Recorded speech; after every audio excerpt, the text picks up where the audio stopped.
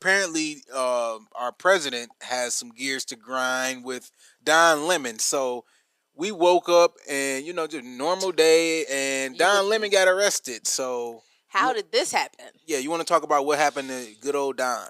Yeah, well, apparently, Don Lemon was in Los Angeles and he got arrested, and he was there because he was there to report on the Grammys. Yes. And he got arrested and detained. Now, we don't know what the charges are, Yep. but let's read a statement from his lawyer. It says, Don Lemon was taken into custody by federal agents last night in Los Angeles, where he was covering the Grammys Awards. Don has been a journalist for 30 years and is constitutionally protected.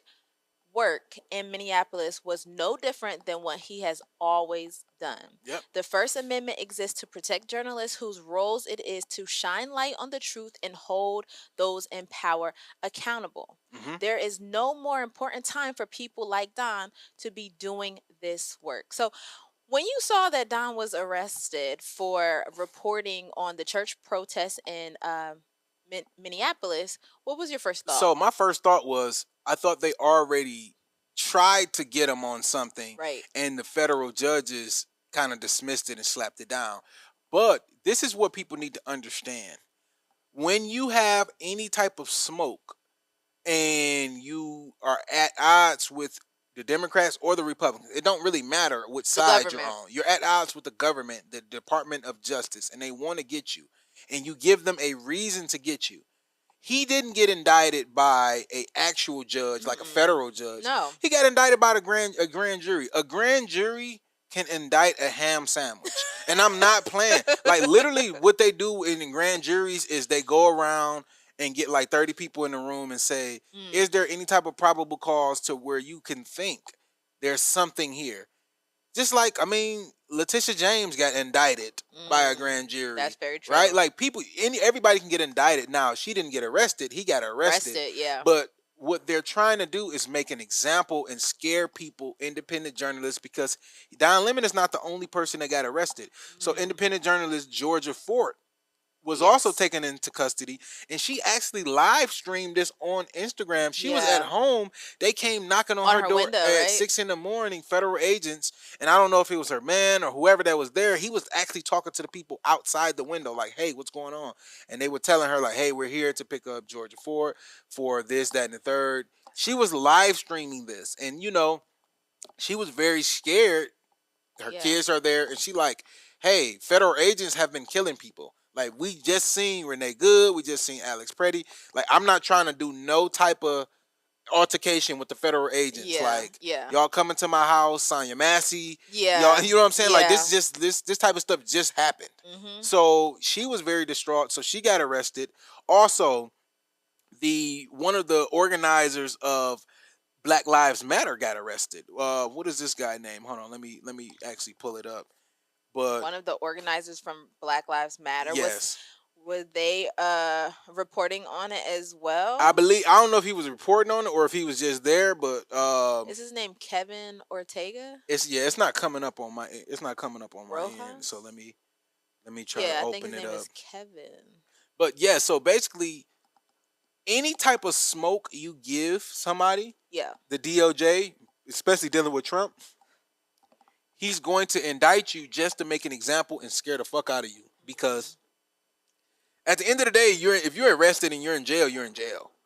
So, I mean, you can have people fighting on that. You lose a bit of control. Yes. And then also it's a statement. And here's the thing.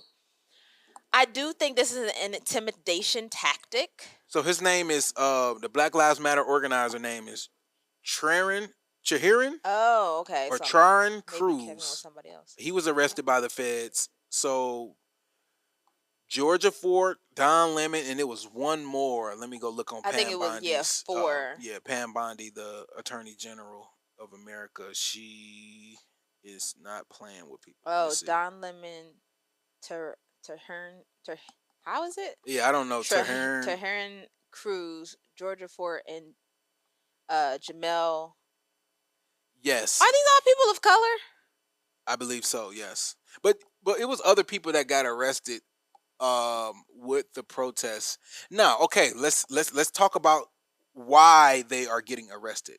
So there was a protest inside of a church. There was a scheduled protest by some attorney and some other people. Mhm. They scheduled, and it was inside of a church. Now the church is like a protected entity. It's like one of those sacred entities, all religious. Like, so it's not just the Christian church. You know, you Yeah. got the mosque and all other type of religious places. You can't go in there and apparently you can't go in there and protest and do all of this, right? Right, I was about to I say. just found out about this. Apparently, other people been knowing about this for years. Well, it's the FACE Act is has traditionally been used and it was written for like abortion clinics, but there are provisions inside Okay, that also protect so religious you spaces. can't go protest in a abortion clinic. No, so you see how the people be out front Yes. because you can't go in because it's intimidation. You don't want Okay, people to makes feel like they sense. can't get their medical procedures. Makes sense. So Is the um hospital you can't protest in? Is that that's the protected as thing. well? I'm not sure. I would think so because Yeah, clinic, hospital, you know what I mean. probably a school. I don't know. People Yeah, protest on their own schools, yeah, so it's hard to is it's hard to say because I think you would have to look at this for these journalists who are covering these things. You would have to look at it from the perspective of like they are reporting the news and they're yes, looking at like when I say they, the DOJ and the Trump administration is looking at this, and I said this before, as if he's reporting on somebody robbing the bank instead correct. of telling somebody like, hey, they're robbing the bank. You're sitting here report, well, how do you feel about getting robbed today?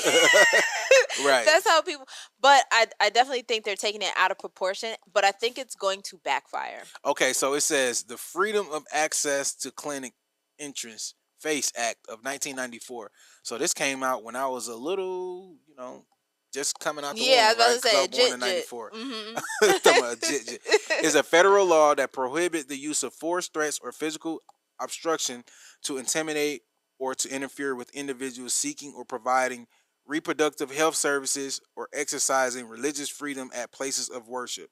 It protects clinics, staff, patients, authorizing the DOJ civil and criminal penalties for violation.